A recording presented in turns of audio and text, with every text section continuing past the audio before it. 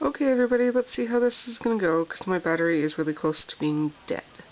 So, I'm doing a wiring video. This is Rook. She is a fairyland body, extraordinarily slim, with a huge, doll-in-mind head. Before she was wired, she was essentially floppy and couldn't stand like this at all.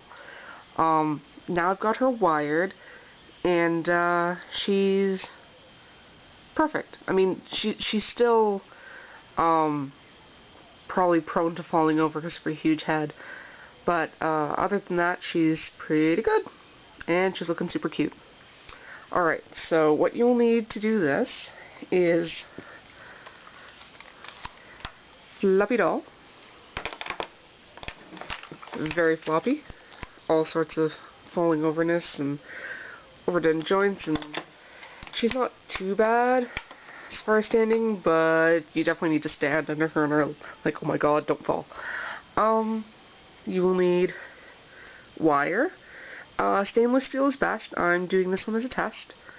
And also, if you haven't bought wire to wire your doll, go into wherever it is you buy wire and take this piece with you, because this will most likely be the slimmest part of your doll's body.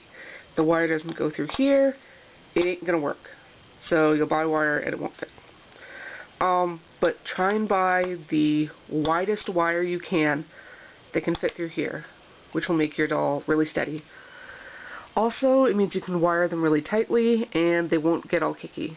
But whatever you do, do not string your doll first. I did that with the other doll by accident first, and it was a pain and a half because she was strung extraordinarily tight, because that's the way I like my dolls. Alright, so you got the wire, wire cutters, obviously, or maybe not so obviously. I probably shouldn't say that if you've never done it before, but I actually don't have any stringing tools. My stepdad was nice and made these for me.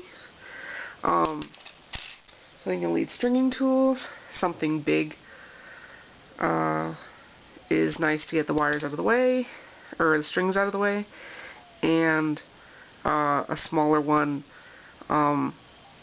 that you can end up pulling the wire through the various joints. Actually, I'm making a decision now that I'm probably going to do this in 2 parts because my battery says it's not going to last. So I'm just going to go through it really just explain how it goes through, and then I'm going to make another video doing it fast because I don't have an editing program. So then I'll show you a fast-forwarded version of me wiring this doll. Okay, so what you're going to do for a doll like this, you probably... Okay, there's 2 ways you can do it. You can wire it like your doll is strung. My doll is strung with 2 wires. My doll is strung with 2 strings. The strings that go through the upper arms and straight through the head, and then strings that go through the legs, through the torso, to the head. That's one way of doing it.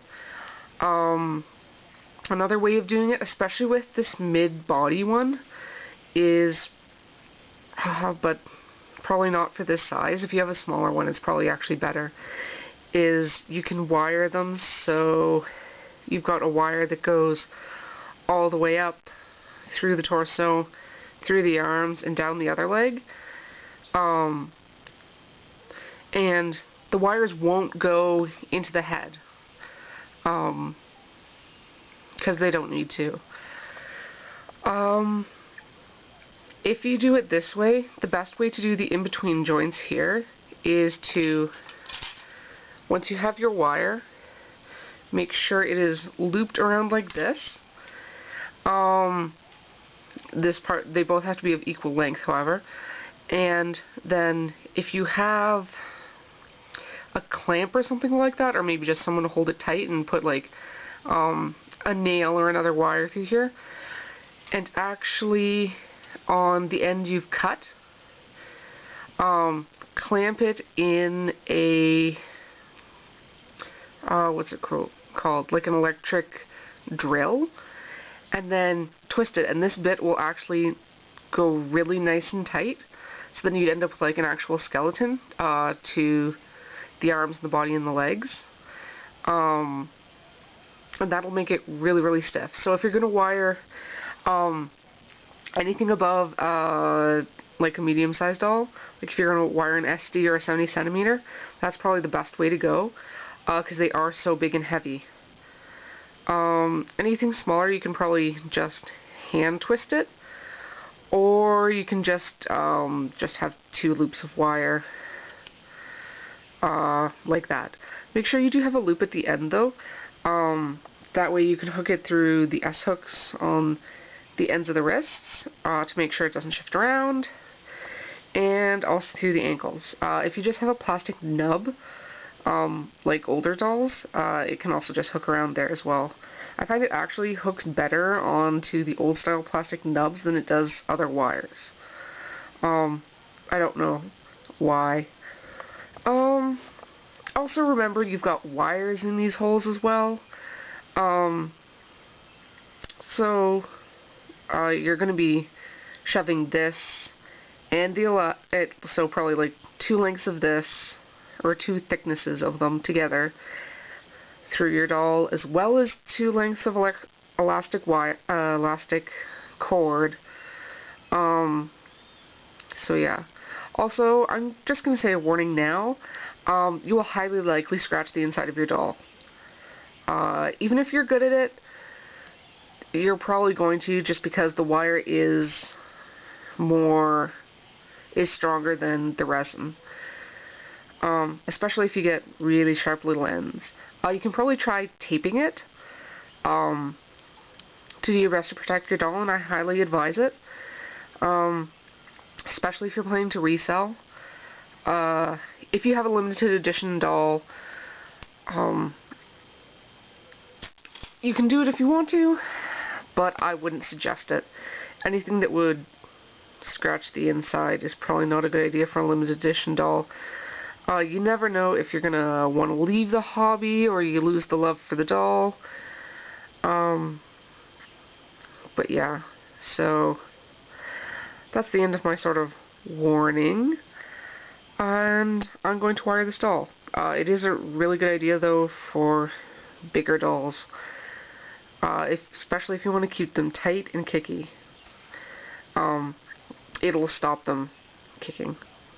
As I said, my doll was, I'll actually show you, my doll's done extremely tight. You can barely pull her joints apart at all. That's about all she comes apart now. And she doesn't kick at all.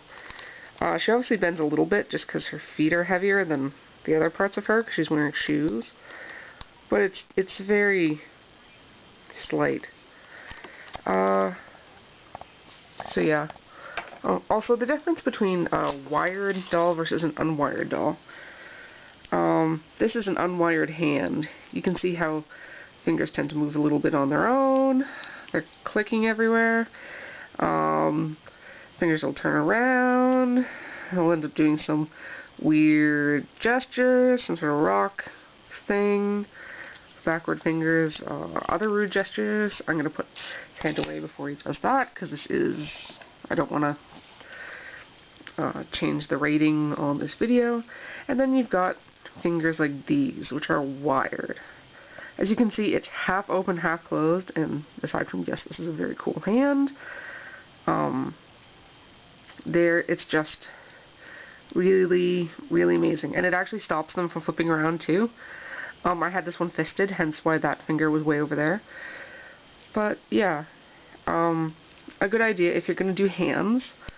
My camera probably won't focus. I'll hold it way back here, but you can probably see this one's wired with the red, white, and yellow wire that you get in some electronics. And you can see it right there.